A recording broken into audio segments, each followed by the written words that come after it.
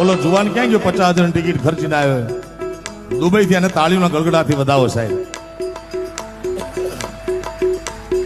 હું ભાડે કરીને આવ્યો પણ હું તો પ્રોગ્રામ કરવા આવ્યો ભાઈ.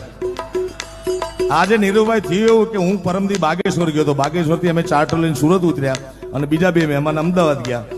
સુરત થી રાજકોટની રેગ્યુલર ફ્લાઇટ આવે 4,000 વાળી, એમાં હું રાજકોટ સુધી આવવાનો હતો પણ એ ફ્લાઇટ કેન્સલ થઈ. આજે હવે 11 વાગે સુરત હતા, માંડવી હુતેલા અમે, અને 2 વાગ્યાની ફ્લાઇટ. કોઈ સંજોગોમાં હજી હું છે ને જેતપુર પહોંચ્યો હોત જો બાય રોડ આવ્યો હોત તો, ત્યારનો નીકળીને.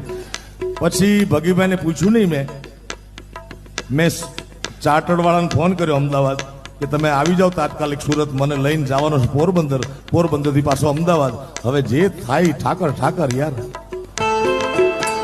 પણ આ જુવાનને વધાવવાને એટલા માટે કીધું કે એ સાંભળવા આવ્યો છો અને અમને 2 પૈસા મળશે. આ બીજું શું, ભૂદેવ છે રાજી છે, અમે એટલા માટે રાજી છીએ કે ભૂદેવને આંગણે આવડો મોટો અવસર છે. અને ભૂદેવ નીરુભાઈ તમને ઓનેસ્ટલી વાત કરું, આ સંગીતની સાક્ષી, હું કલાકાર છું, વ્યવસાયિક કલાકાર છું, પણ સાવ વ્યવસાયિક નથી. નકર હું કહીએ તો કહી શક્યો